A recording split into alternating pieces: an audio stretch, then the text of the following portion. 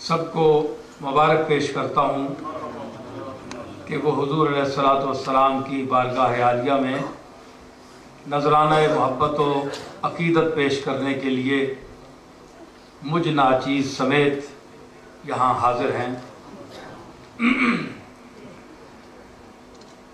میں چونکہ ایک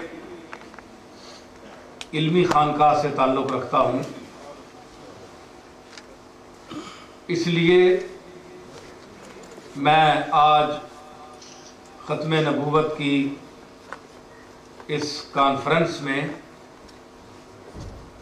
تفصیلاً تو نہیں، مجھے شاہ صاحب نے 1 گھنٹہ دیا ہے اور سفینہ چاہیے اس بحر بے کراں کے لیے،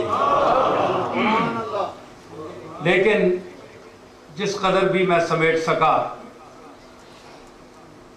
تو میں چاہتا ہوں کہ کوئی علمی بات ہو۔ سیاسی باتیں ہوتی رہتی ہیں، مختلف محافل ہوتی ہیں، میں یہاں کوئی سیاسی بات نہیں کرنا چاہتا، بات مجھے بھی آتی ہے، لیکن میں اسی ذات کی بات کرنا چاہتا ہوں جس کے وجود سے اس پوری کائنات کی اب تک بات بنی ہوئی ہے۔ سبحان اللہ، ماشاء اللہ۔ معزز سامعین، میرے کرم فرمائے خاص نپے تلے لفظ بولنے کا عادی ہوں، حشو و زواج سے گریز کرتا ہوں، اور مکرم خاص حضرت پیر مزمل حسین شاہ صاحب، بقول ان کے والد ماجد علیہ الرحمہ میرے جد امجد حضرت پیر میرے شاہ صاحب کے مرید تھے، تو اس مناسبت سے یعنی تعلق کی وجہ سے میرے ساتھ بھی کرم فرماتے ہیں۔ مجھے بطور خاص فون پر دعوت دی اس کانفرنس میں شمولیت کی، اور بڑے اصرار کے ساتھ میں نے کہا میں ضرور حاضر ہوں گا، اور آپ نے مجھے یاد فرمایا،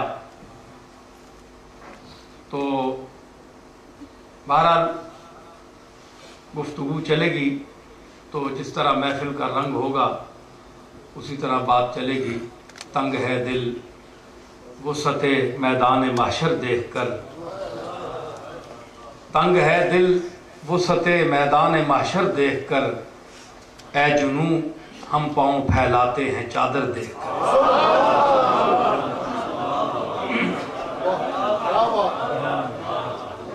تو محدث اعظم پاکستان کے صاحبزادے اور حضرت پیر جماعت علی شاہ صاحب کے پڑپوتے، اور پھر جناب زاہد حسین شاہ صاحب، اور بہت سے چہرے میرے سامنے ہیں۔ اب میں اس صف میں دلدار شاہ صاحب بھی بیٹھے ہیں، بہت سے حضرات کے نام بھی میں نہیں جانتا، چہروں سے آشنا ہوں۔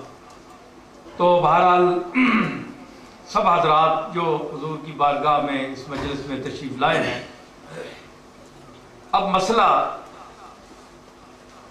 شروع کیا جاتا ہے، بات چھیڑی جاتی ہے کہ یہ مسئلہ کیا ہے، مسئلہ ختم نبوت، یہ لفظ ختم کیا ہے؟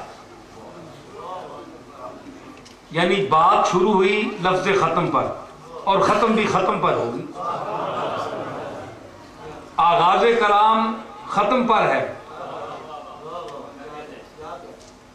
تو ختم کے لفظ میں جو اختلاف پیدا ہوا، اس کی غلط تعبیرات اور تعویلات کی گئیں۔ مرزا نے 1900 میں میرے دادا کو چیلنج کیا، کیونکہ وہ جانتا تھا کہ اس پورے ہندوستان میں اگر اس کے ذہن کے مطابق بھی کوئی ایسے کوئی ایسی شخصیت جو جامع الصفات ہو، جامع الصفات ہو، اس کو ایسی چیز نظر نہیں آئی، ورنہ بڑے بڑے لوگ تھے وہاں موجود۔ اور ادھر یہ کہ حضرت پیر میر علی شاہ صاحب کو حضور علیہ الصلوۃ والسلام کی زیارت ہوئی، اور آپ نے یعنی نماز ظہر ادا کرنے کے بعد ایک پتھر پر آپ بیٹھے ہوئے تھے، وہ ابھی پتھر وہاں ہے، تو حضور کی زیارت ہوئی، آپ نے اشارہ کیا، قادیانی دکھایا گیا، مرزا دکھایا گیا، گرداس پوری پگڑی پہنے ہوئے حضور کی طرف پیٹھ کیے ہوئے وہ کھڑا تھا۔ تو حضور علیہ الصلوۃ والسلام نے میرے دادا کو اشارہ فرمایا، یہ آدمی ہے۔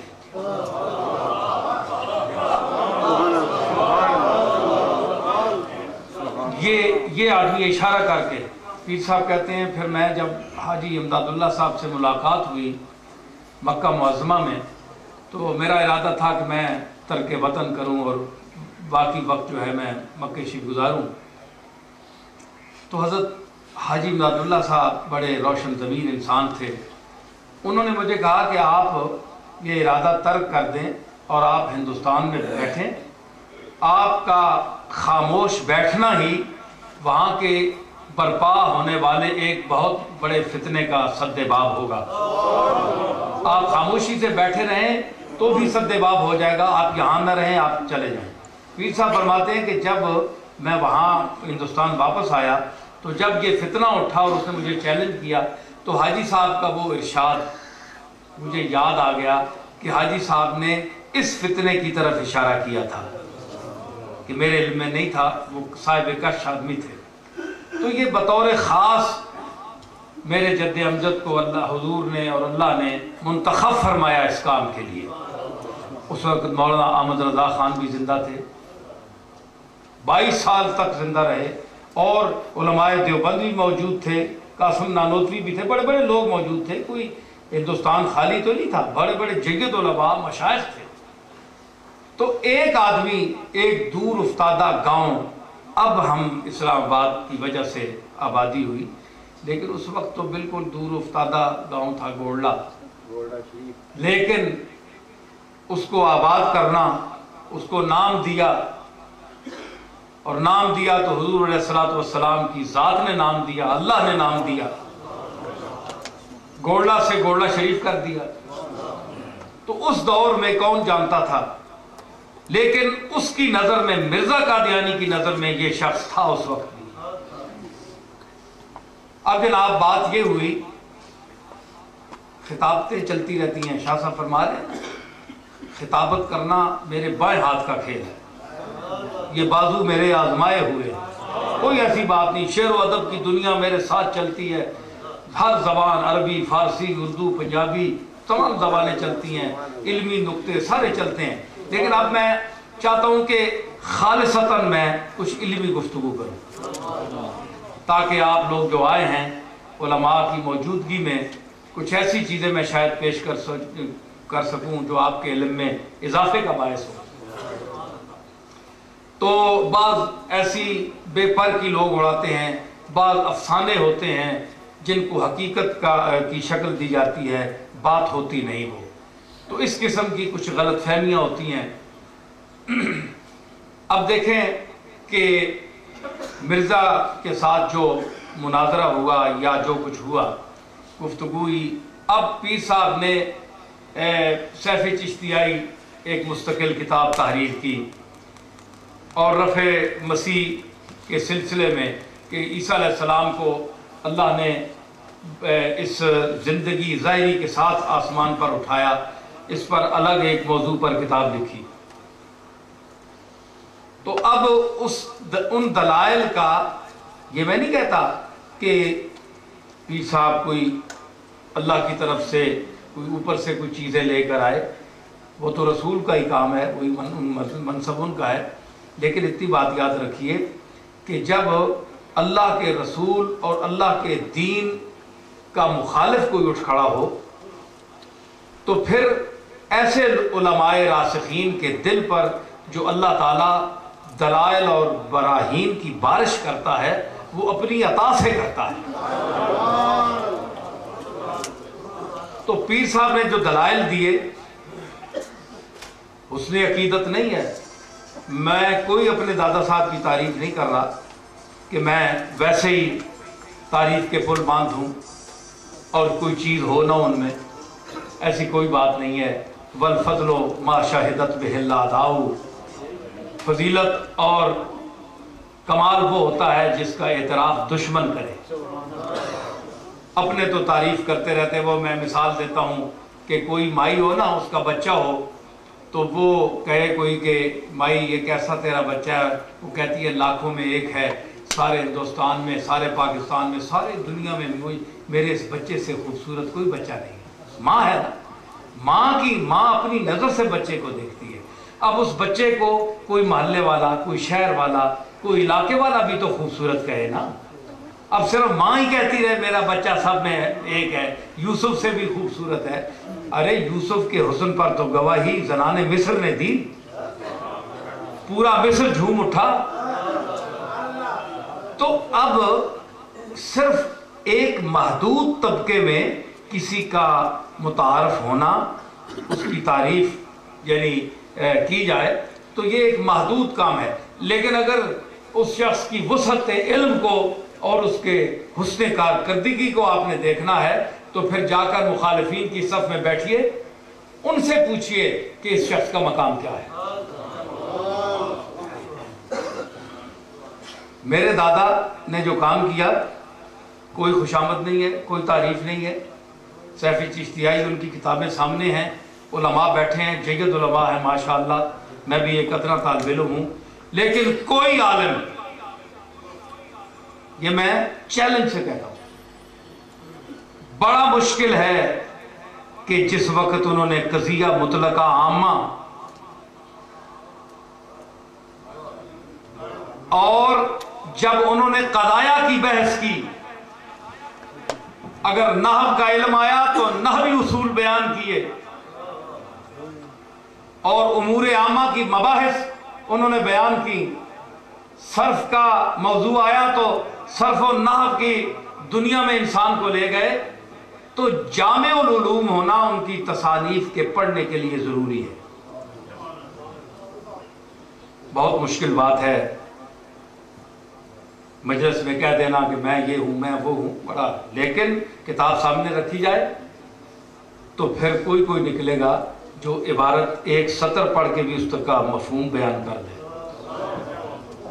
مشاہخ میں بھی کوئی نہیں ہے، الا ماشاءاللہ کوئی ہو، علماء میں بھی کوئی نہیں ہے، بڑا مشکل ہے۔ تو عرض یہ ہے کہ وہاں مرزا گئے اور آپ کے پردادا بھی تشریف لائے، پیر جماعت علی شاہ صاحب، اور میرے دادا صاحب گوڑلے سے آئے تو ان کو اپنے ساتھ بلکہ اعزازاً لاہور کے اسٹیشن سے وہاں تک لے کر گئے اور بڑا اہتمام کیا گیا ان کو، یعنی ایک اس کو کیا کہتے ہیں ٹانگے پر بڑا وہ سجا کر، لیکن پیر صاحب نے کہا میں چل کر جاؤں گا، تو پیر جماعت علی شاہ صاحب اور لوگ بھی تھے سب، تو 6 دن آپ وہاں رہے۔ تو اس میں متفق علیہ طور پر پیر میر علی شاہ صاحب کو اپنا قائد سب نے تسلیم کیا۔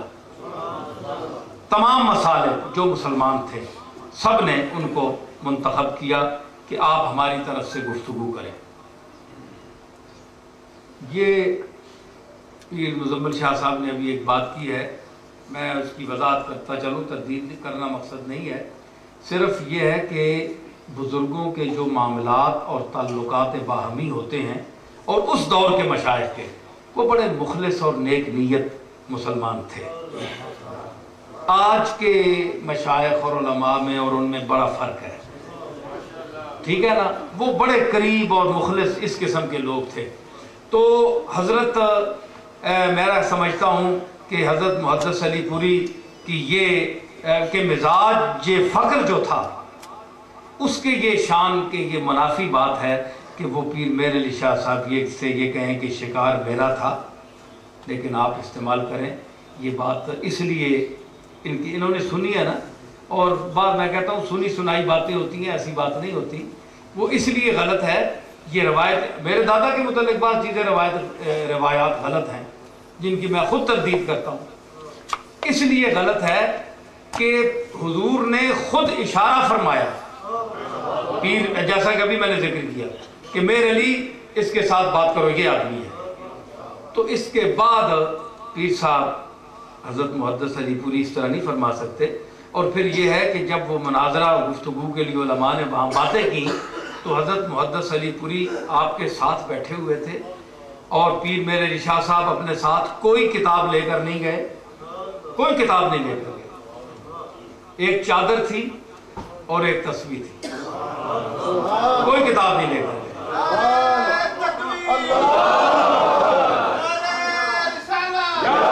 ٹھیک ہے. ہاں اتنی بات یہ ہے کہ جب باتیں ہوئی تمام علماء، ہر ہندوستان سے مخلوق آئی ہوئی تھی اور جمع غفیر تھا، لاکھوں کا ایک سیلاب تھا، تو اس میں آپ خاموشی سے بیٹھے رہے. کسی نے تالی بجا دی. یہ بات چیزیں جو آپ کے علم میں نہیں ہیں. چھٹا دن ہوا تو کسی نے تالی بجا دی کہ جناب مرزا بھاگ گیا، نہیں آیا. تو حضرت صاحب نے اس کو دھکا دیا اور زور سے خفا ہوئے کہ کس لیے تم تالی بجا رہے ہو، خوشی کس بات کی کر رہے ہو؟ اس نے کہا حضور ہم جیت گئے. فرمایا ہم جیتے نہیں، ہم اس وقت جب جیتتے جب وہ سامنے آ کر توبہ کرتا اور حضور کا کلمہ پڑھتا. میں کہہ رہا ہوں کہ ان کا ایمان، ان کا خلوص، ان کی جو نیت تھی، یہ آج کل کے جتنے ہمارے وہ حضرات ہیں ان کے حساب کی نہیں تھی. تو اس انداز میں چونکہ شاہ صاحب نے مجھے اچانک فرمایا، اس لیے میں چند باتیں حضرت پیر صاحب کی تصنیف سے سیف چشتی اور کچھ میری چند اپنی باتیں ہیں. دیکھیں نا، میں پوتا ہوں ان کا، دادا ہیں وہ میرے. وہ تو ہم ان کے، میری غزل کا شعر تھا کہ ہم ان کے علم کی ادنا سی ایک تجلی ہیں، ہم ان کے علم کی ادنا سی ایک تجلی ہیں، جو علم و فقر کے مہر منیر کہلائے. مہر منیر کہلائے. تو ان کا تو ایک اپنا مقام ہے، اللہ نے ان کو بڑی ذہانت اور بڑا علمی مقام عطا فرمایا تھا، ان کی محنت بھی بڑی تھی. تو میں نے جو اب ان کی اولاد میں اگر کوئی ان کی کتاب کھول کر، میں کہتا ہوں جید علماء بھی نہیں کر سکتے، اگر کوئی ایک سطر کا ترجمہ بھی کر دے تو وہ بھی اپنے آپ کو علامہ سمجھے. بڑا مشکل ہے، بہت مشکل ہے بچنا بادہ گلگوں سے خلوت میں، بہت آسان ہے یاروں میں معاذ اللہ کہہ دینا. جب سامنے کتاب آئے تو پھر پتہ چلتا ہے کہ کتنے پانی میں ہے. ویسے کہہ دینا، باتیں میں اڑا دینا، گپ شپ لگا دینی، صرف تقریر باز کر دینا، یہ تو کوئی نہیں ہے. عام آدمی جس کو کچھ بھی نہیں آتا وہ بھی اٹھ کر بول ہی لیتا ہے، جس کو کچھ بھی نہیں آتا وہ بھی بول لیتا ہے. لیکن علم کے ساتھ بولنا اور علم کو ساتھ لے کر بولنا، اس کا اور مقام ہے. حضرت پیر صاحب کی کچھ چند چیزیں میں پیش کرتا ہوں تاکہ آپ پر واضح ہو کہ ان کی جو علمی حیثیت تھی. قادیانی کی نبوت اصلیہ کے مدعی ہونے کے ثبوت کے لیے دیکھو اشتہار مذکور جس کا اوپر حوالہ دیا گیا، یہ اب عبارت اس کی ہے. چنانچہ وہ مکالمات الہیہ جو براہین احمدیہ میں شائع ہو چکی ہیں، ان میں سے ایک یہ واحد اللہ ہے کہ هو الذی ارسل رسولہ بالہدی ودین الحق لیظہرہ علی الدین کلہ. دیکھو صفحہ 998 براہین احمدیہ. اس میں صاف طور پر اس عاجز کو رسول کر کے پکارا گیا ہے. مرزا صاحب کہتے ہیں کہ مجھے، یہ آیت پڑھ کر کہتے ہیں اس میں مجھے پکارا گیا ہے کہ اے مرزا تو رسول ہے. ٹھیک ہے جی. اب پیر صاحب اس کا جواب دیتے ہیں. حضرت میرے جد امجد حضرت گولڈوی علیہ رحمت اس دعوے کا جواب بین الفاظ فرماتے ہیں کہ ناظرین، یہ آیا سورہ فتح کے آخری رکوع میں موجود ہے جس میں حضرت صلی اللہ تعالی علیہ وسلم کی رسالت اور آپ کے دین پاک کے غالب کر دینے کا ذکر ہے. کوئی عاقل کہہ سکتا ہے کہ اگر کسی شخص کو خواب میں یا بیداری میں آیت مذکورہ سنائی دے، جیسا کہ اکثر حفاظ اور شاغلین کو کثرت استعمال و خیال کے سبب ایسا ہوا کرتا ہے، یا فرض کیا جائے بذریعہ الہام ہی صحیح، تو کیا وہ شخص یہ شہادت اس آیت کے رسول کہلوانے کا مجاز ہو سکتا ہے؟ ہرگز نہیں۔ کسی کو خواب میں آ جائے یہی آیت، اگر کوئی حافظ صاحب کو ذہن میں آ جائے، صبح اٹھ کے وہ دعویٰ کر دیں کہ میں رسول ہوں، پیر صاحب کہتے ہیں کہ یہ تو دماغ خراب والی بات ہے نا، یہ سنیں، ان کے دلائل سنیں۔ اچھا، ایک اسی طرح ہر سننے والا محمد رسول اللہ بھی اور اصحاب کبار بھی، ورنہ آیت محمد رسول اللہ والذین معہ اشداء علی الکفار رحماء بینہم کا سننے والا محمد رسول اللہ بھی اور اصحاب کبار بھی کہلوانے کا مجاز ہو سکتا ہے؟ جب مرزا جی رسول ہو کے سننے کے بعد رسول بن گئے تو وہ محمد رسول اللہ کے سننے سے معاذ اللہ محمد رسول اللہ والذین معہ کے سننے سے اصحاب کبار اور الکفار کے سننے سے کفار کیوں نہیں بن سکتے؟ آیت تو پوری ہے۔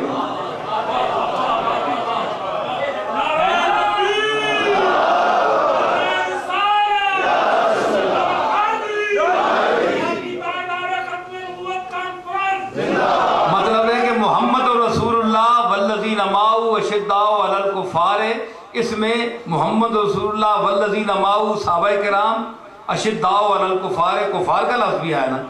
پیر میرے شاہ صاحب نے فرمایا کہ پھر اگر صرف یہ سننے سے انسان رسول بن جاتا ہے تو اس میں کفار بھی ہے، پھر کافر بھی بنو نا۔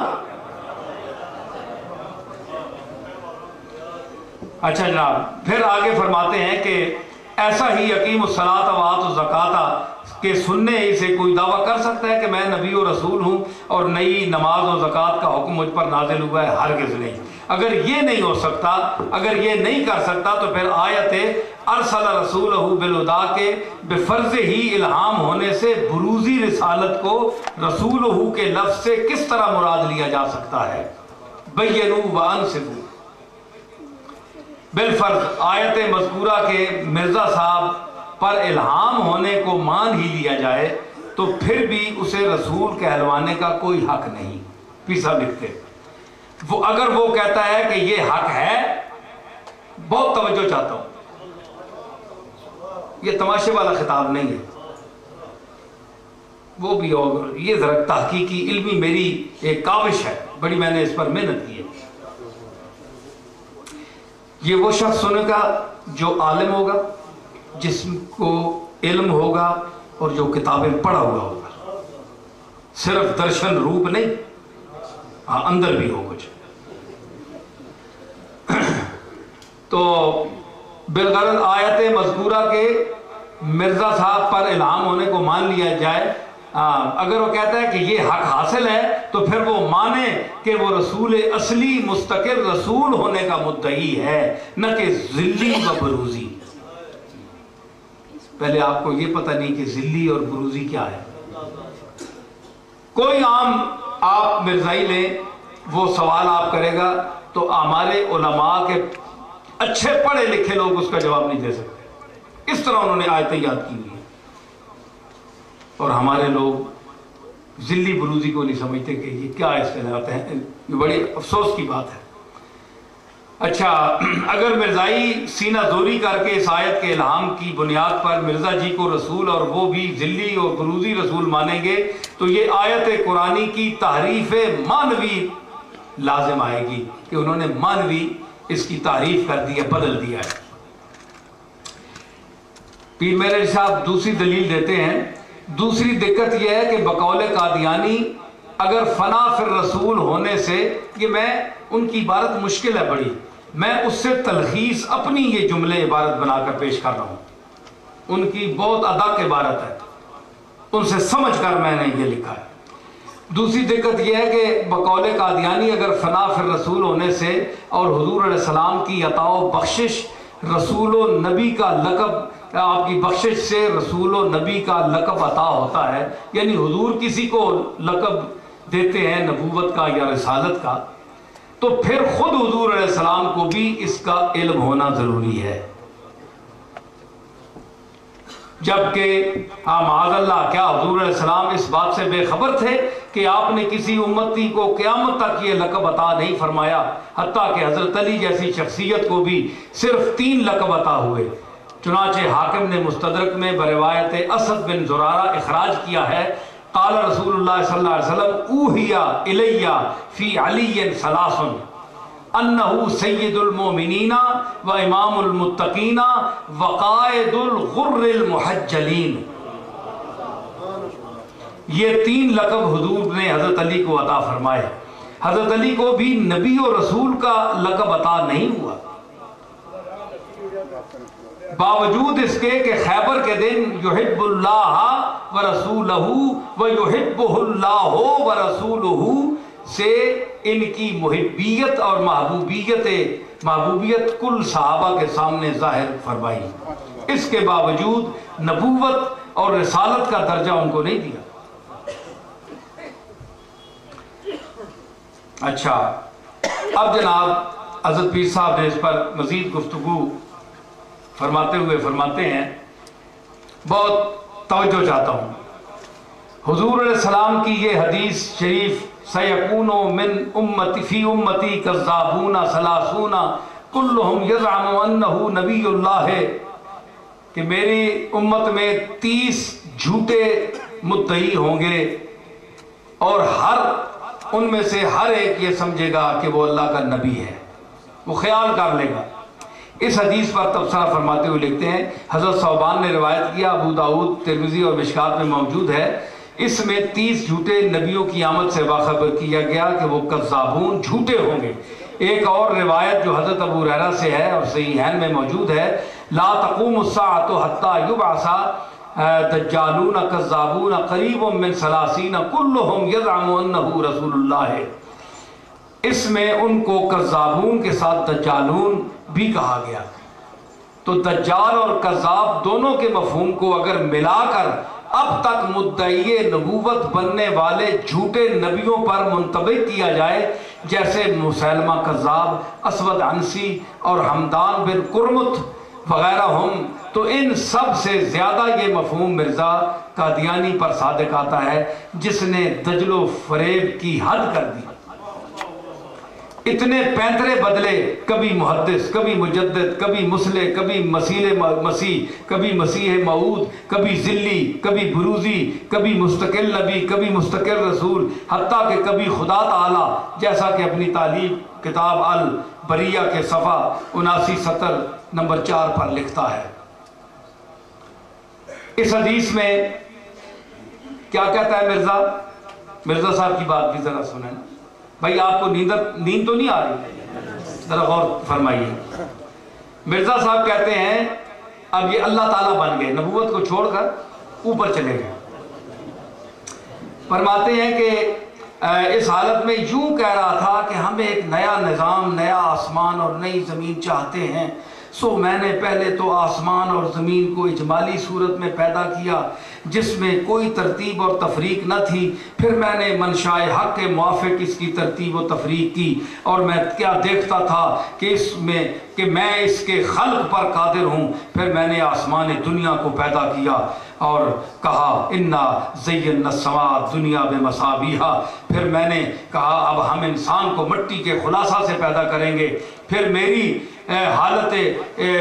حالت کشف سے الہام کی طرف منتقل ہو گئی الی آخری۔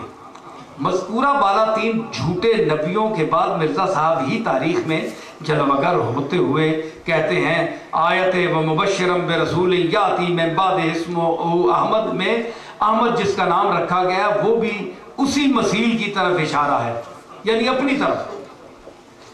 ازالہ اوہام صفحہ 673 اور اشتہار میں یار الاخیار میں شائع کیا کہ مجھے الہام ہوا ہے، قل یا ایھا الناس انی رسول اللہ الیکم جمیعا فہل انتم مسلمون۔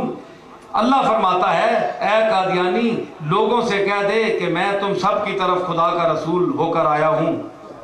یہ حضرت پیر میرے شاہ صاحب نے مرزا قادیانی کے بعض عقائد پر جو بحث کی اس کا خلاصہ۔ اب 2-4 باتیں میں اپنی طرف سے پیش کرتا ہوں جو میں نے مرزائیوں کا جو اپنے حساب سے میں نے رد کیا ہے، میرے دلائل ہیں، وہ بھی آپ ملاحظہ فرمائیں، کیونکہ میری ایک بہت بڑے عالم دادا سے نسبت ہے، تو میرا بھی حق بنتا ہے کہ کچھ میں اپنا ذہن بھی صرف کروں۔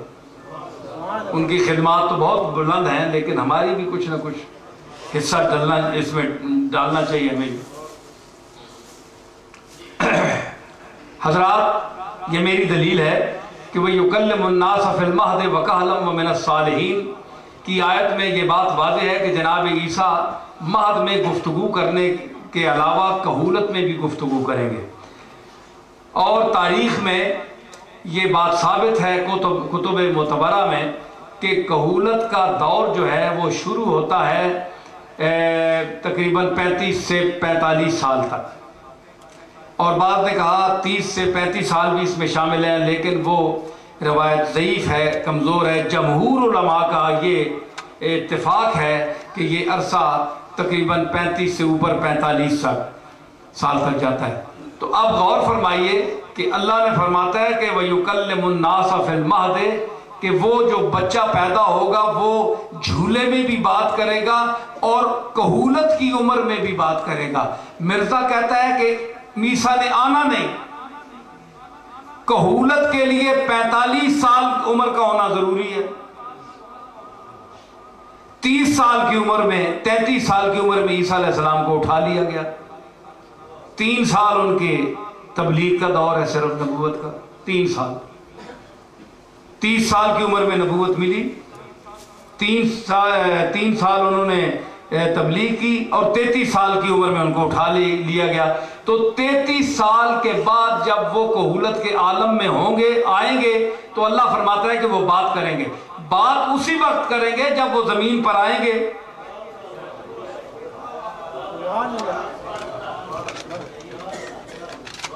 یہ فقیر کی دلیل ہے۔ وَيُكَلِّمُ النَّاسَ فِي الْمَهْدِ وَكَهْلًا وَمِنَ الصَّالِحِينَ کہ وہ کہولت میں بات کرے گا۔ کہولت کی عمر 40 سے اوپر ہوتی ہے، تو ابھی تو وہ 40 سال کی عمر میں پہنچے ہی نہیں۔ تو قرآن کہتا ہے کہ وہ زمین پر آ کر بات کریں گے، تو پھر اس کا مطلب یہ ہے کہ یہ دکھاوے کے لیے مرزائی قرآن پڑھتا ہے، اس کا ایمان اس آیت پر نہیں ہے، ورنہ وہ یہ نہ کہتا کہ عیسیٰ علیہ السلام نے نہیں آنا۔ دوسری بات، اور ان احادیث مبارکہ کا ذکر حضرت پیر محمد علی شاہ صاحب نے اپنی شمس الہدایہ فی اثبات حیات المسیح میں تفصیلاً ذکر کیا ہے۔ اچھا، والذین یؤمنون بما انزل الیک وما انزل من قبلک، اللہ نے من بعد کیوں نہیں فرمایا؟ اور فرمائیے، من بعد جو تجھ سے پہلے نازل کیا گیا ہے جی، الیکا جو تیری طرف نازل کیا گیا، اور من قبل، من بعد کیوں نہیں فرمایا؟ بعد ہے ہی جھوٹ، بعد سارا ہے ہی جھوٹ، اللہ نے اس کو قابل ذکر نہیں سمجھا۔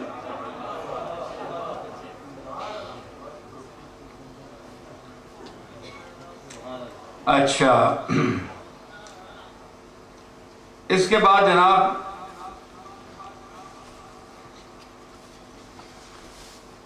حضرات، کیمرے کے حوالے سے میری آواز جہاں تک بھی پہنچ رہی ہے، خالی الذہن ہو کر علمی حوالے سے،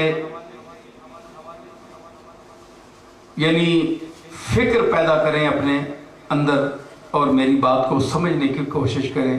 یہ میں کوئی ٹھونس نہیں رہا آپ پر کہ ضرور مانیں، لیکن اگر آپ میں عقل ہے، سمجھ ہے، تو آپ ان دلیلوں کو تسلیم کریں گے۔ حضرات، ہر نبی کا کوئی نہ کوئی کلمہ ہوتا ہے۔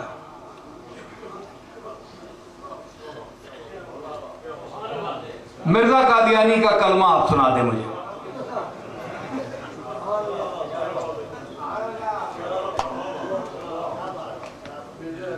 کلمہ سنا دیں۔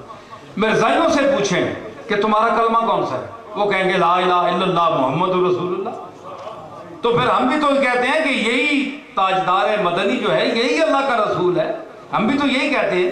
تو جب تمہارا کلمہ ہی نہیں ہے، جس نبی کا کلمہ ہی نہیں ہے، یہ عجیب نبی ہے۔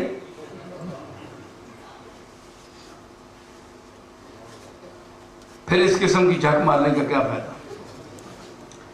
اچھا، دوسری بات یہ ہے جناب کہ آدم علیہ السلام سے حضور علیہ السلام تک جتنے انبیاء آئے ہیں، تمام انبیاء کے اسماء مفرد ہیں۔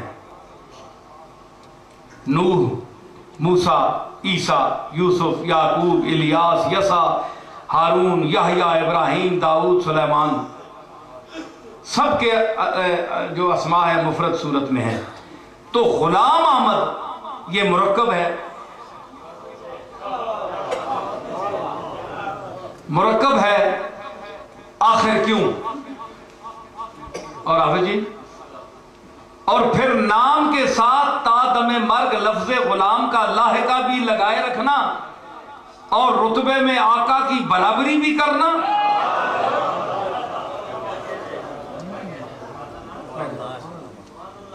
رتبے میں آقا کی برابری بھی کرنا، غلام کا لائقہ بھی لگا ہوا ہے، اور سیٹ پر بھی حضور کے ساتھ نبوت میں بیٹھا ہے، بڑا عجیب غلام ہے۔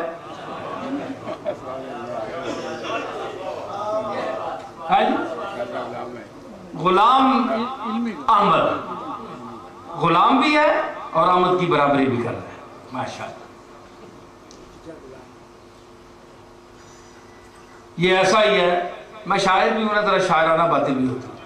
یہ ایسا بھی ہے، یہ ایسا ہی ہے کہ ماں باپ اپنے کسی بچے کا نام غلام اللہ یا غلام نبی فرط عقیدت سے رکھ بیٹھیں، بچہ کل بڑا ہو کر الوہیت کا مدعی بن جائے یا نبوت کا اعلان کر دے، وہ کہے کہ میں غلام اللہ ہوں، یہ کہے میں غلام نبی ہوں، اس لیے مجھے نبوت کا حق حاصل ہے۔ شرم تم کو مگر نہیں آتی۔ جناب آدم سے لے کر حضور ختمی مرتبہ تک کسی نبی نے تدریجاً دعوی نبوت نہیں کیا ہے جی، بلکہ اولاً ہی نبی ہونے کا دعویٰ کیا۔ چنانچہ حضرت صفیہ بنت عبد المطلب کی روایت کے مطابق انہوں نے حضور علیہ السلام کی ولادت کے بعد فوراً 5 آثار نشانیاں دیکھیں، جن میں سر فہرست نشانی یہ تھی کہ ولادت کے بعد فوراً آپ نے آپ پیدا ہوئے نا حضور، تو آپ نے ولادت کے بعد فوراً سر مبارک اٹھا کر آسمان کی طرف دیکھا اور زبان حق ترجمان سے فرمایا اشہد ان لا الہ الا اللہ انی رسول اللہ، میں اللہ کا رسول ہوں۔ حضور نے پیدا ہوتے ہی آسمان کی طرف چہرہ انور کر کے یہ ارشاد فرمایا۔ اس کی صفیہ بنت عبد المطلب روایت۔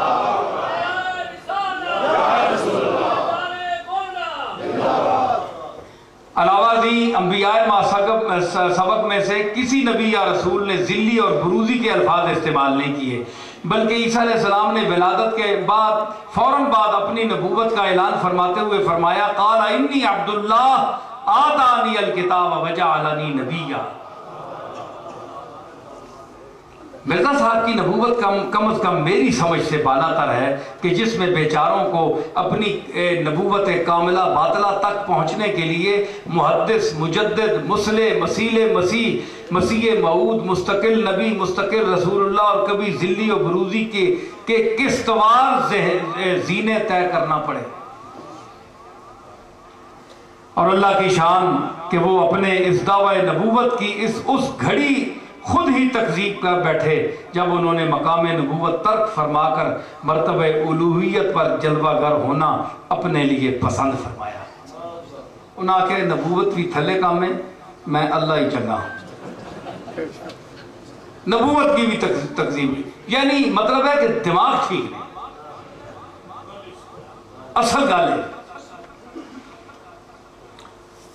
حضرات یہ گلفشانیاں آپ تک کہاں تک پہنچاؤں، ابھی تھوڑا سا میرے پاس وقت ہے۔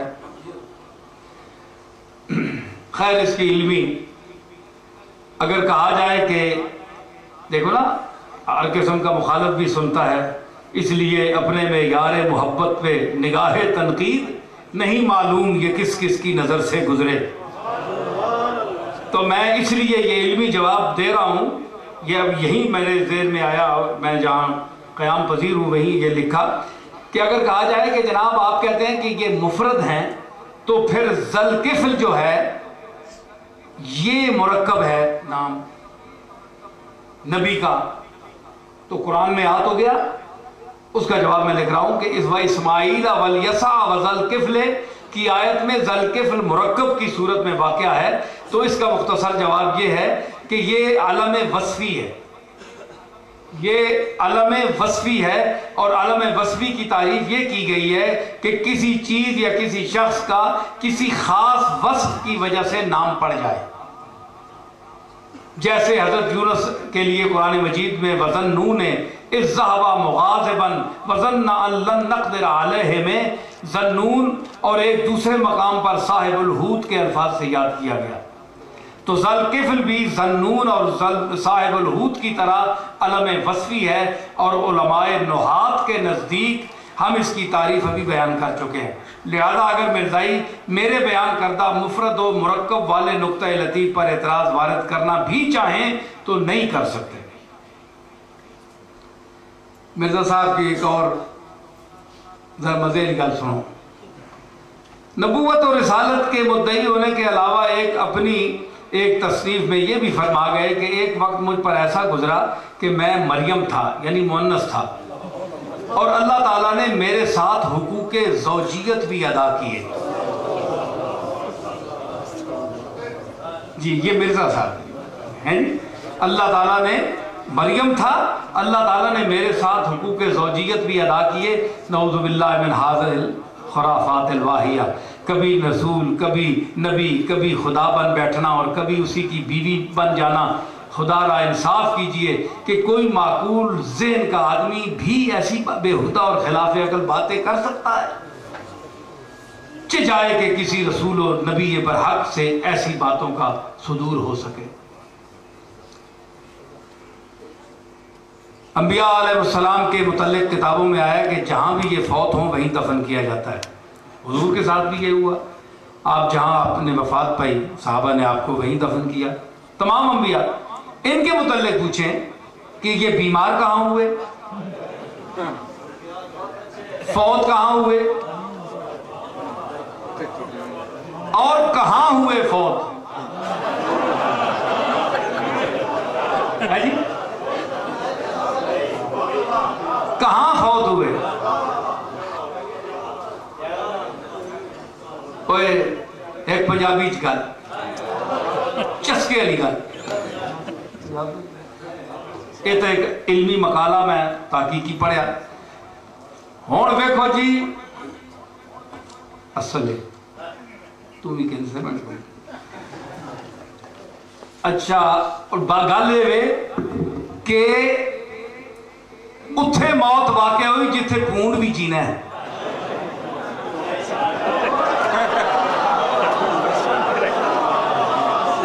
اور پونڈ جی کالی تے نجس شے بھی اتھے زندہ رہنی ہے اور اتھے مست رہنی ہے۔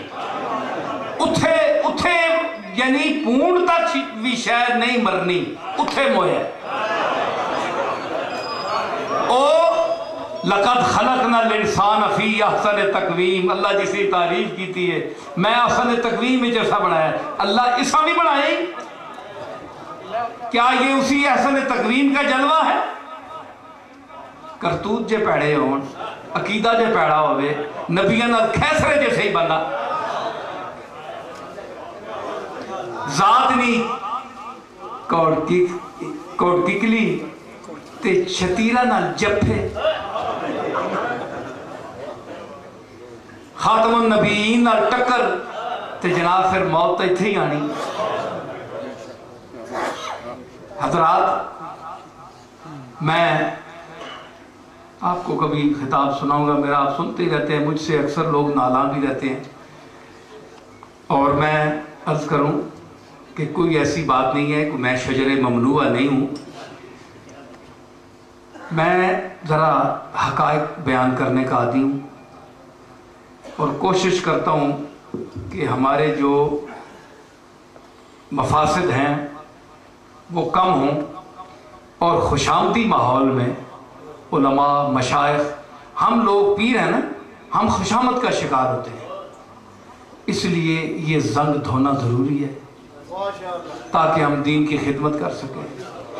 دو ہی طبقے ہیں جن پر سوال ہوگا قیامت کے دن، علماء اور پیر۔ باقی آپ جتنے مرید ہیں آپ سے نہیں پوچھا جائے گا، پوچھا ہم سے جائے گا کہ ہم نے اتنی مخلوق کو آپ کے پاس بھیجا، آپ نے ان کو کیا سکھایا۔ ٹھیک ہے؟ تو اس لیے مجھ سے بعض علماء بھی گھبراتے ہیں۔ آج بھی اس کانفرنس کے حوالے سے آپ یقین رکھیں کہ میں جتنا نیاز مند علماء کا ہوں، کسی تاجدار کو میں کے منہ پر تھوکتا بھی نہیں، جتنے میں علم والوں کی خدمت کرتا ہوں، اور میں علم والوں کی جتنی میں قدر کرتا ہوں اتنا ہمارے ماحول میں کوئی صاحبزادہ اور پیر قدر نہیں کرتا، کیونکہ میں اس فیلڈ کا آدمی ہوں، کتابیں پڑھی ہیں میں نے۔ لیکن اب جو خوشامدی قسم کے مولوی ہیں، جو خوشامدی ضمیر فروش ہیں، فتویٰ فروش لوگ ہیں، جو کبھی ادھر کبھی ادھر لا الہ ہاؤلائے ولا الہ ہاؤلائے، نہ کبھی ادھر کبھی ادھر سیاسی چکر، تو ان کے میں خلاف ہوں، اور آج بھی خلاف ہوں، اور ہمیشہ خلاف رہوں گا۔ علماء کی عزت کرتا ہوں، مشائخ کی عزت کرتا ہوں، لیکن یہ ضروری ہے کہ اس دور میں ہم دین کی خدمت کریں۔ مشائخیت ہماری جو ہے یہ کوئی منصوص من اللہ رتبہ نہیں ہے کہ ہمیں اللہ نے کوئی رتبہ عطا کر دیا ہو، یہ ہمارے بزرگوں کی نیکیاں ہیں۔ اچھا، تو مطلب ہے کہ یہ چیزیں اس انداز سے ہے، تو ہمیں چاہیے کہ ہم ان چیزوں کو اپنے اندر پیدا کریں، اور اصلاح احوال کی جو کیفیت ہے اس کو جب تک ہم خود نہیں کوشش کریں گے تو صرف گدیاں چمکانے سے اور اوپر خدا بن کر بیٹھنے سے کوئی فائدہ نہیں، کوئی فائدہ نہیں۔ ہمارے بزرگوں نے بڑی مسکینی اور غریبی میں دین کی خدمت کی، دھکے کھا کر۔ میرے دادا پیر میرے علی شاہ صاحب نے دھکے کھا کر اور ٹکڑے مانگ کر، مجھے فخر ہے، وہ فخر کرتے تھے کہ میں نے دین کے حصول کے لیے ٹکڑے مانگ کر کھائے۔ آج دیکھو نا ٹکڑوں نے کیا رنگ لایا کہ دنیا بڑے بڑے پیر اور بڑے بڑے علماء ان کے نام کا ٹکڑا کھا رہے ہیں۔ تو یہ چیزیں ہوتی ہیں جی، اللہ تعالیٰ ہمیں سمجھ عطا فرمائے کہ ہم اپنے اندر وہ چیز پیدا کریں کہ مشائخت اور خانقاہ کے حوالے سے ہم اس خانقاہی نظام کو بھی سمجھیں۔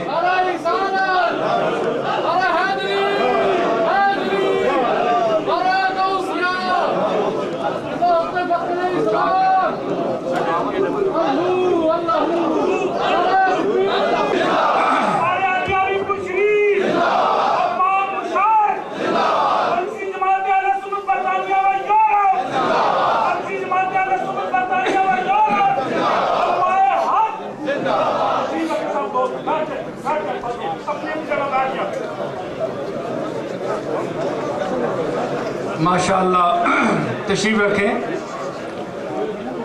تو میں اختتامی دور میں پہنچ چکا ہوں، شاہ صاحب تشریف لائے ہیں، تو میں یہ عرض کر رہا تھا کہ میرے دادا حضرت پیر میر علی شاہ صاحب نے جو کام کیا ہے، بیٹھ جائیں خاموشی سے سنیں، تو انہوں نے جو کام کیا ہے وہ ان کی علمی بصیرت، بالغ نظری، فہم و فراست، اور وہ دلائل و براہین قاطعہ و ساطعہ ہیں کہ جو مبدأ فیض نے انہیں اپنی طرف سے بھی عطا کیے، اور جس میں وہ نسبت اپنے جد امجد حضرت علی کی طرف کرتے ہوئے کہتے ہیں کہ تا یافتام خبر اسباب علوم دل دادا ببہر آن شاہ حیدر کرارم۔ تو میں ہاں وہ کہتے ہیں کہ اکبر کا مجھے شعر یاد آ رہا ہے، اکبر الہٰبادی کا۔ شاہ صاحب ماشاءاللہ ذوق رکھتے ہیں شعر و ادب کا بھی، اور علمی گفتگو تو میں ساری کر چکا ہوں، تو آخری لمحات میں کہ قریب ختم تھی مجلس کہ قریب ختم تھی مجلس کہ نکلے ادھر وہ بھی، قریب ختم تھی مجلس کہ نکلے ادھر وہ بھی، غرض وائز کی محنت رہ گئی سب رائے گاں ہو کر۔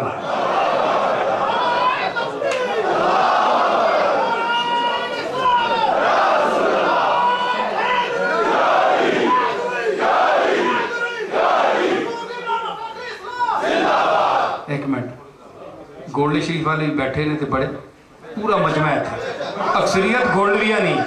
گل سنو، اے تھوم تام تے نعرے میں بھی لوا سکنا، آرام دل بہت سنو ذرا آرام دل، اے خود بھی پسند نہیں کرنے، زیادہ ضرورت تو زیادہ نہیں کریں نا، خوشامد ہونی۔ گل یہ کہ انہوں نے یہ بات جو ہے ایک خانقاہ کے حوالے سے نہیں کی کہ جس طرح عام ایک پیر ہوتا ہے۔ تو آج کیا ہے؟ صرف روپ ہے، رنگ ہے، لیکن وہ علمی جو شان ہے وہ بات ہمیں بہت کم نظر آتی ہے۔ افسوس یہ ہے کہ وہی خانقاہیں ہیں، اب کتنے بڑے دربار ہیں، ہمارا دربار بھی بہت بڑا ہے، لیکن علم کی وہ بو، علم کی وہ خوشبو آپ کو بہت کم ملے گی۔ اب یہ ہے کہ آپ صاحب دربار پر کے قبر پر چلے جائیں، وہاں فاتحہ پڑھ لیں، کوئی زندہ آدمی آپ کو ایسا نہیں ملے گا جو آپ کے دل کو مطمئن کرے، آپ کے ذہن کو علوم کے موتیوں سے سیراب کرے۔ اکثر درگاہوں کا، میں اس لیے نہیں کہہ رہا کہ میں آپ پر تنقید کر رہا ہوں، لوگ ہم پر تنقید کرتے ہیں، ہم اس کا کیا جواب دیں؟ ہم کیا اس کا جواب دیں؟ تو پیر صاحب نے جو دلیلیں دی ہیں، اب کہ دیوبندی حضرات کہتے ہیں جناب کہ ہمارے بزرگوں نے یہ دلیل پیش کی۔ بھائی تمہارے بزرگوں نے دلیل پیش کی ہے، پیر میر علی شاہ صاحب پہلے گزرے ہیں، ان کی کتابیں موجود ہیں، میں 2-4 لفظ پڑھا ہوا ہوں اور آدمی ٹھیک ہے، تو آؤ سامنے میں اپنے دادا کی دونوں کتابیں اس موضوع پر رفع یعنی مسیح السماء پر جو انہوں نے دلائل دیے ہیں، اور جو رد مرزائیت میں اس کے کذب و افتراء پر جو دلائل دیے ہیں، اس کی روشنی میں تمہیں بتاؤں گا کہ تم نے میرے دادا کی کون سی دلیلوں کا سرقہ کیا ہے، چوری کی ہے۔ تمہاری اتنی اپنی قابلیت کہاں؟ یہ میرے علی کی قابلیت تھی، اس کو اللہ نے قابلیت دی تھی اور ذہن رسا عطا فرمایا تھا، اس نے دلائل پیش کیے۔ چور بھی تھے، چترا بھی، چوری بھی کرتے اور مانتے بھی نہیں ہو۔ بھائی بڑے بڑے علماء، بڑے بڑے مشائخ پیر صاحب کے اس دور میں بھی تھے، لیکن کس نے کیا کیا میں نہیں کچھ پر تبصرہ کرنا چاہتا، لیکن میرے دادا کے علاوہ کوئی خوشامد نہیں میں مجھے اپنے دادا کی بھی، ایک مولوی کی حیثیت سے کتابیں پڑھا ہوا ہوں میں کہتا ہوں کہ اگر کسی کے دادا کے نے خدمت کی ہے رد مرزائیت میں تو کتاب کی صورت میں پیش کرے کہ اس کے دادا نے، ان کے بزرگوں نے یہ کتاب لکھی ہے، پھر ہم اس کو دیکھیں گے کہ پیر میر علی شاہ نے کیا لکھا ہے اور انہوں نے کیا لکھا ہے۔ یہ کیا ہوا؟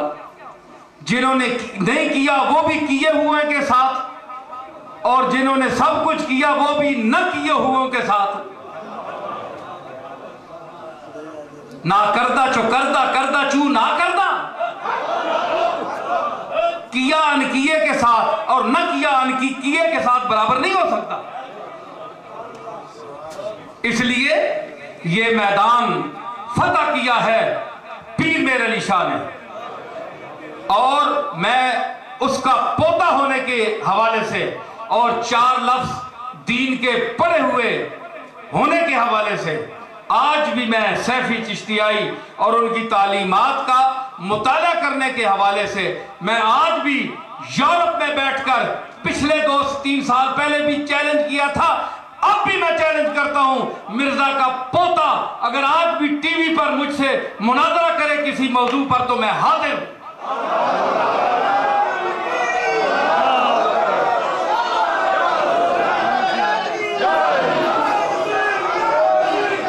کون کیوں نہیں نعرہ مار رہے ہو؟ بولنا کون کدھر گئے ہو؟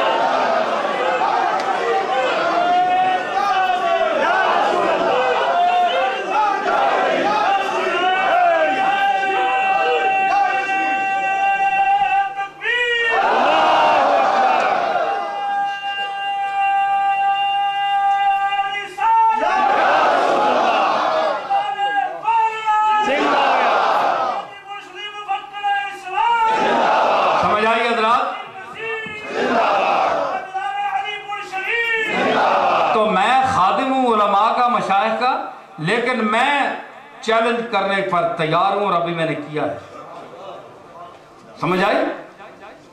تو ہم میں سے کیوں کوئی ایسا آدمی نہیں ہے جو بڑے بڑے دلیر لوگ ہیں لیکن باہر نکلے؟ مرزا میرا دادا گیا تھا، تعریف سب اس کی کرتے ہیں لیکن نکلتا کوئی نہیں۔ نکلو، یہ خانقاہوں میں گھسنے کا ٹائم نہیں ہے، ہم نے بہت کچھ کھا لیا، بہت کچھ لوٹ لیا لوگوں کو، مزے بھی لوٹے، جیبیں بھی بھری، کھایا بھی جی بھر کے۔ کون سا پیر ہے جس کے کروڑوں کے بینک بیلنس نہیں ہے؟ لیکن کملی والے کی ذات پر کس نے خرچ کیا؟ یہ قیامت کے دن پتہ چلے گا، چاہے گوڑلے والے ہوں، چاہے علی پور والے ہوں، چاہے کوئی بھی ہوں۔ یہ علماء کے دم قدم سے آج تک بھی یہ علم کی بہار ہے۔ یہ علماء جو خدمت کرتے ہیں جن کو آپ کچھ بھی نہیں سمجھتے، یہی بیچارے آیتیں پڑھ کے آپ کو سناتے ہیں۔ پیر تو مسند پر بیٹھے ہوئے ہیں، ہم تو گدیوں پر بیٹھے ہوئے ہیں، ہمیں کیا غرض کسی سے؟ اللہ ماشاءاللہ وہ گزر گئے، وہ جو بیچتے تھے متاع دل، وہ دکان اپنی بڑھا گئے۔ ٹھیک ہے؟ تو اس لیے حضرات کام کا وقت ہے، دعوے ہم نے بہت کیے لیکن نکل کر کوئی چیز بتاؤ۔ میں نے تصنیف کی ہے، کتابیں لکھی ہیں، یہ نہیں کہ میں بہت بڑا علامہ ہوں، مجھ سے بڑے بڑے لوگ وفوق کل ذی علم علیم موجود ہیں لوگ، لیکن کچھ نہ کچھ خدمت کرو، علم کا سرمایہ لوگوں کے سامنے پیش کرو، اور کوئی میدان کا وقت آ جائے تو میدان میں بھی نکلو۔ صرف نعرے لگوانے سے کام نہیں چلتا۔ گولڈے شریف کا پتہ ہے کتنا مرید ہے؟ میرے دادا کا کتنا مرید ہے؟ پردادا 3 پشتیں تے اسی دیگری نے بڑے پیر نہیں ہیں جی، اتے تک اصل پیر امام حسن تک۔ اور ہمارے آباء و اجداد کو دیکھو، ایک ایک آدمی پورے نسب میں یوں آفتاب کی طرح جگمگا رہا ہے۔ نام ہے، پیسہ ہے، دولت ہے، عزت ہے، نام ہے اور کام بھی ہے۔ متواضع بھی ہوں، منکسر المزاج بھی ہوں، متکبرین کے ساتھ متکبر بھی ہوں، جباروں کے ساتھ جبار بھی ہوں، قہاروں کے ساتھ قہار بھی ہوں، اور غریبوں کا دوست بھی ہوں، ان کے جوتے سر پر اٹھانے والا بھی ہوں۔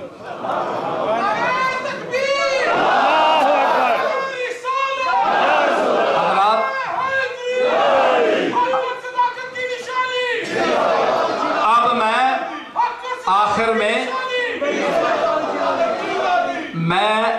چند شیر حضرت یہ ان دسو جناب،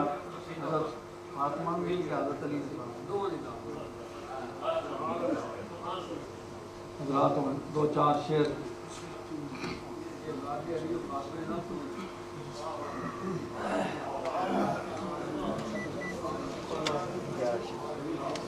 یہ جناب گل سنو، گل یہ کہ بندہ کھلا چنگا ہونا ہے، پیڑے نہ بندہ۔ اللہ نے فضل نہ میں پیڑے نہ بندہ، جسم تو میرا کمزور جہا ہے پر اللہ نے فضل ہے میرے تے اس دفعہ اسی گئے ہاں کراچی، ہم گئے کراچی، وہاں جناب لکھنؤ، حیدرآباد، دکن اور تمام یو پی کے مشاہیر اساتذہ موجود، مشاعرہ تھا حضرت فاطمہ پر، تو امام بارگاہ میں دعوت تھی، میرے سنی علماء جو مرید تھے میرے دادا کے، وہ سب بھاگ گئے، کہنے لگے جی ہم امام بارگاہ میں تو نہیں جاتے، میں کہ کیوں، روٹی رزق کٹ ہونا ہے، برادری جیڑی سنی چھوڑتے سنا سو جی شیعہ ہو گئے، میں کہ جی میں تو ویسا، اسی چلے گئے امام بارگاہ میں، چلے گئے آرام نال بیٹھے، اپنا مسلک اپنا طریقہ جو ہے بیٹھے پڑھیا، اور اساتذہ لکھنؤ دے بیٹھے جناب، اتھے میں اللہ نے فضل نال کلام پڑھیا، اور یہ نہیں کہ وہ میں کیسٹیں کچھ لایا ہوں تو گوڑلے میں کوئی جائے، اگر کوئی شوق ہو تو کراچی والے اس مسالمہ کی کا کیسٹ دیکھ کر میں اس کی تعریف خود نہیں کرتا، آپ دیکھ لیں کہ پھر لکھنؤ والوں نے کیا کیا اور میں نے کیا کیا، ایک پگڑی باندھے ہوئے پنجابی نے کیا کیا اور لکھنؤ والوں نے کیا کیا، تو اس کے لیے زبان کا جاننا بہت ضروری ہے، سمجھ آئے گا، زبان کا علم اور ہوتا ہے اور ذوق کی زبان اور ہوتی ہے، ذوق کی زبان اور ہوتی ہے اور علم کی زبان اور ہوتی ہے، میں زبان علم کی استعمال کر رہا ہوں اور آپ سے ذوق کی زبان کی سماعت چاہتا ہوں کہ ذوق سے سنیں اور علم کو بھی حاضر رکھ کر سنیں، تو چند شعر پڑھوں گا، زیادہ نہیں۔ حضرت علی المرتضیٰ کی خدمت میں وہاں مصرع دیا گیا کہ عصمتوں کی شاہزادی فاطمہ چادر میں ہے، یہ مصرع دیا، عصمتوں کی شاہزادی فاطمہ چادر میں ہے، پیکر میں ہے، لنگر میں ہے، اس طرح وہ قافیہ ردیف تھا۔ میں نے وہیں چند شعر کہے، پیش کرتا ہوں، 2-4 شعر حضرت علی کے لیے، پھر 2-4 حضرت سیدہ کے لیے، گلا بیٹھ گیا لیکن پھر تھوڑا سا ترنم میں۔ درگزر کی خو طبیعت میں کرم پیکر میں ہے، درگزر کی خو طبیعت میں کرم پیکر میں ہے، ہو بہو سیرت محمد کی تیرے پیکر میں ہے، درگزر کی خو طبیعت میں کرم جوہر میں ہے، ہو بہو سیرت محمد کی تیرے پیکر میں ہے، نئے حصول ملک میں نئے جمع مال و زر میں ہے، جو سکون زندگی مداحی حیدر میں ہے، جو سکون زندگی خانے شاہی کے مطاعم میں کہاں ہو التزاز، جو مزہ نانے جوی کا حیدری لنگر میں ہے۔ زاہد شاہ صاحب شعر ملازہ فرماؤ کہ مرتضی مولود کعبہ، مرتضی مولود کعبہ والد سبتین بھی، مرتضی مولود کعبہ والد سبتین بھی، اس سے بھی بڑھ کر سعادت یہ کہ زہرا گھر میں ہے،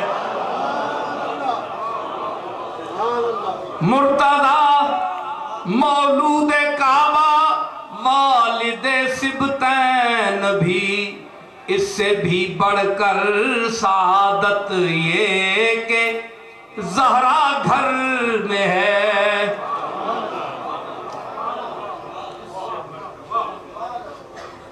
ایک روایت ہے کہ حضرت علی اپنی ماں نے پیٹ ہچے تھے، حضور آندے تے وہ کھلو جاندے، ایک روایت بارہ اس تو میں بند کیتا ہے کہ بطن مادر رویت احمد وہ تعظیماً قیام،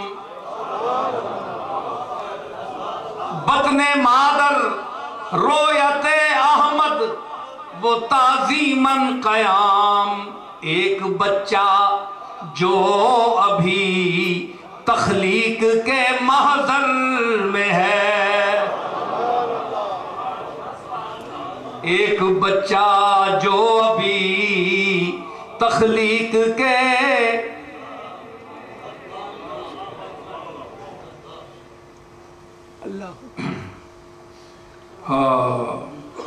وقت کا رومی ہو، راضی ہو، غزالی ہو کوئی، مثل یک قطرہ علی کے بحر پہناور میں ہے۔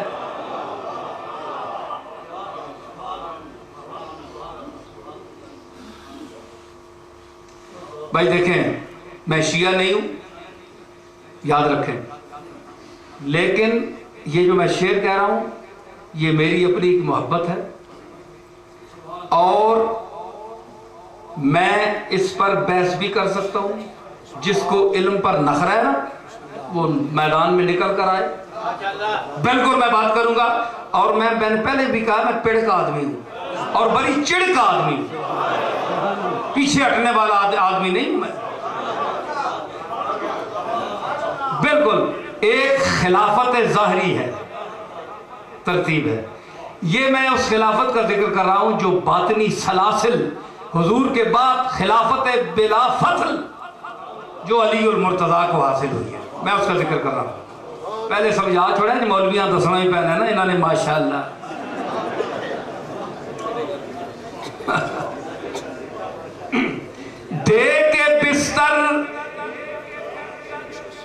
دے کے بستر کر دیا تھا فیصلہ ہجرت کی شب،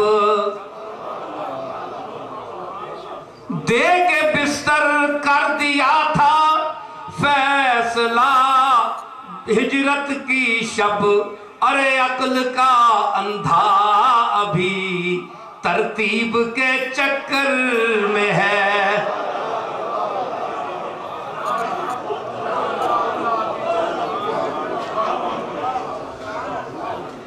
مولوی کو کس کے کس کے ہیں تھوڑے دیر، خیر حوصلہ کرو، کوئی گل نہیں، ایسی گل کوئی نہیں بندہ کافر ہو رہا، کوئی ایسی گل بڑی میں پہلے وضاحت کر دی تھی، کوئی ایسی گل یعنی عقل کا دے کے بستر کر دیا تھا فیصلہ ہجرت کی شب، عقل کا اندھا ابھی ترتیب کے چکر میں ہے۔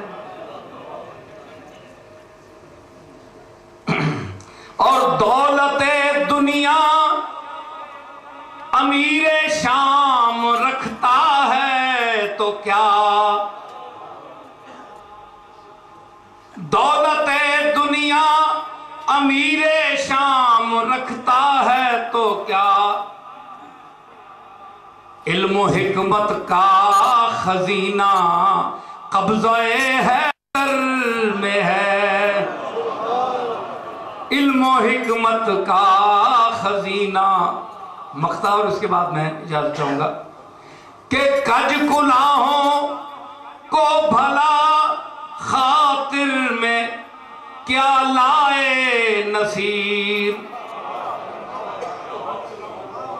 کج کلاہوں کو بھلا خاطر میں کیا لائے نصیر، بے نیازی ان سے بڑھ کر اس تیرے پہ چاکر میں ہے، بے نیازی ان سے بڑھ کر. یہ جڑے بڑے بڑے نخرے والے نا بڑے آکڑ خان انہاں کو بڑا تیرا نوکر ہے علی تیرا نوکر جڑا ہے نا انہاں کو بڑا بے نیاز ہے. انہاں کیا سمجھتا ہے؟ بے نیازی ان سے بڑھ کر اس تیرے چاکر میں ہے.